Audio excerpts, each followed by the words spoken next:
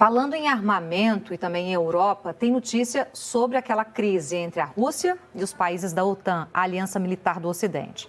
A França diz que planeja enviar tropas para a Romênia, a exemplo do que anunciaram os Estados Unidos ontem. É possível olhar para essa crise a partir de agora, a partir de 2 pontos de vista: militar e diplomático.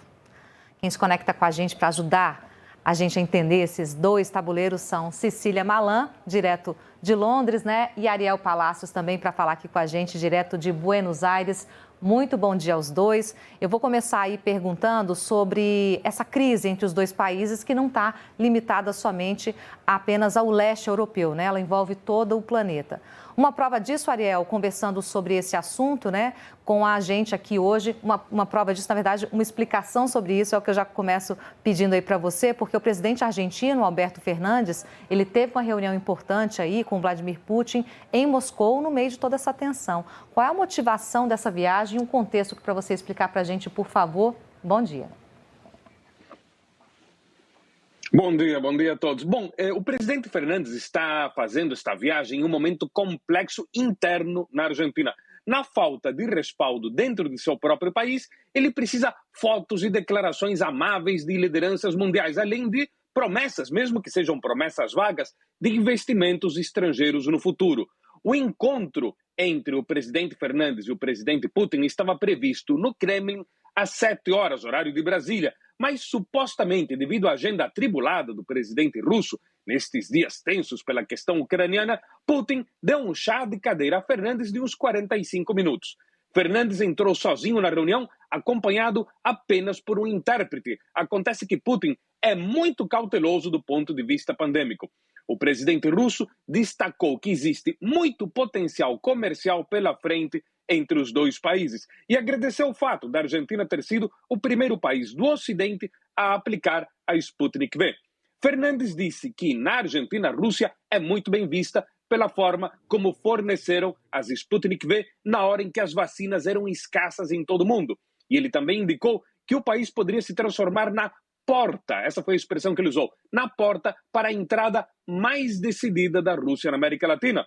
O presidente Fernandes também disse que, desde os anos 90, a Argentina esteve muito focalizada nos Estados Unidos e que agora, segundo ele, abre aspas, a Argentina precisa deixar de ter essa dependência tão grande com a FMI e com os Estados Unidos, fecha aspas. Na sexta-feira, Putin e Fernandes estarão no mesmo lugar, em Pequim, capital chinesa, pela abertura dos Jogos Olímpicos de Inverno. O presidente argentino, nesta visita ao Kremlin, evitou comentários sobre a crise com a Ucrânia. A visita, no entanto, não coloca a relação de Fernandes com o presidente americano Joe Biden em problemas, porque Fernandes sempre tenta também ter uma boa relação com a Casa Branca, inclusive pela influência americana no FMI. Isto é, como diriam os russos, Nikladitye Yetsa Vadno Korzin. Quer dizer, não coloque seus ovos em uma única cesta. Muito bem. Oi, Ariel. Tudo bem, Ariel? A gente já olhou para a diplomacia, agora vamos falar um pouco do cenário militar. Cecília Malan, muito boa tarde para você. A OTAN disse que a Rússia aumentou o deslocamento de soldados para Belarus, aliado do Kremlin, que faz fronteira com a Ucrânia.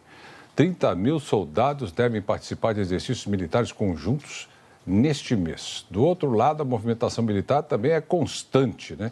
Ou seja, tem militar para todo lado se mexendo aí. Por enquanto, a negociação ainda está na mesa, né? É isso? É isso, Burnia. Bom dia a todos. Apesar de não ter guerra, os 2 lados estão se movimentando. O ministro da Defesa da Rússia chegou a Belarus para inspecionar os preparativos para esses exercícios militares conjuntos previstos para este mês. A Ucrânia diz que a Rússia já tem atualmente um total de 115 mil soldados com armamentos modernos perto das fronteiras com o território ucraniano. Mais uma vez, o Kremlin negou qualquer intenção de entrar em guerra e disse que os exercícios militares têm o objetivo de se preparar para uma possível agressão externa.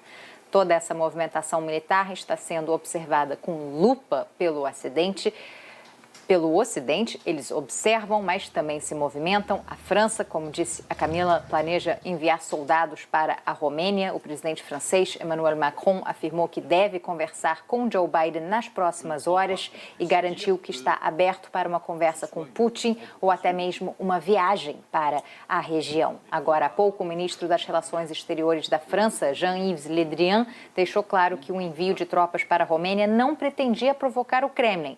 O problema é que os russos estão, sim, bastante incomodados. Ao se referir ao anúncio do Pentágono de ontem, o Kremlin alegou que o envio de 3.000 soldados americanos para a Romênia, a Alemanha e a Polônia foi uma decisão destrutiva e que os Estados Unidos não estão atendendo aos apelos para diminuir a tensão e resolver a crise através do diálogo. É uma tensão marcada por demonstrações de força e um constante troca-troca de acusações. Exatamente, clima muito beligerante, né, Cecília? Agora eu vou perguntar ali sobre a questão do Alberto Fernandes, né, Ariel? Porque assim como o presidente Jair Bolsonaro, Alberto Fernandes vai a Moscou nesse momento ultra delicado, né? Como é que os argentinos estão reagindo a essa visita? Camila, não há um impacto que seja considerado, digamos assim, relevante, porque esta visita já estava programada antes da crise Moscou-Kiev entrar em erupção. E a Argentina está geograficamente muito longe desse conflito. Mas a viagem a Moscou e Pequim, sim, gerou alertas por parte de organizações de defesa dos direitos humanos, como a Anistia Internacional, que enviou uma carta ao presidente Fernandes para pedir-lhe que converse com as autoridades desses países sobre essas violações aos direitos humanos. Enquanto isso, a repercussão desta visita entre a população argentina em si não tem um grande destaque, porque os argentinos costumam ser muito céticos quando os presidentes viajam, dizendo que vão conseguir investimentos lá no exterior, e geralmente eles voltam de mãos vazias. Camila. Ô, Cecília, hoje a Ucrânia recebe uma visita que sinaliza um apoio importante ou uma mediação importante. O presidente turco Erdogan chegou hoje mais cedo a Kiev, né? O apoio da Turquia, ou pelo menos a chegada da Turquia nesse momento de negociação é valiosa, porque o país é a segunda maior força militar da OTAN e faz fronteira marítima com Rússia e Ucrânia, né? Exatamente. Porque esse apoio da Turquia tem peso, porque, como você disse, o país é uma potência militar da OTAN e tem uma posição geográfica estratégica. Antes de partir para Kiev, o presidente turco Recep Erdogan defendeu a integridade do território da Ucrânia e disse que os turcos estão dispostos a fazer o que puderem para reduzir as tensões. Erdogan se ofereceu, inclusive, para mediar as negociações entre a Rússia e o Ocidente. O ministro da Defesa da Ucrânia disse hoje que gosta da ideia de mudar o local das conversas de paz para Istambul ou até mesmo outra cidade turca, mas que a Rússia precisa concordar primeiro. Atualmente, só para vocês entenderem, as negociações sobre o conflito armado que acontece no leste ucraniano entre tropas do governo e rebeldes separatistas pró-Rússia se dão em Minsk, capital de Belarus, país que converge ideologicamente muito mais com Moscou. Daí a insatisfação das autoridades em Kiev. Vale destacar também que os turcos têm boas relações com Kiev e Moscou, mas se opuseram à anexação da Península da Crimeia pelos russos em 2014. Nos últimos dias, os presidentes da Rússia e da Ucrânia receberam visitas de diferentes chefes de Estado. Esse tipo de encontro, num momento tenso, assim, sinaliza apoio e deixa claro para onde as muitas peças deste tabuleiro estão se movimentando. Bornier, Camila. Muito obrigada aos dois pelas explicações aí de todos os cenários. Vamos ver como é que esse tabuleiro vai continuar a se mexer. Bom dia para vocês.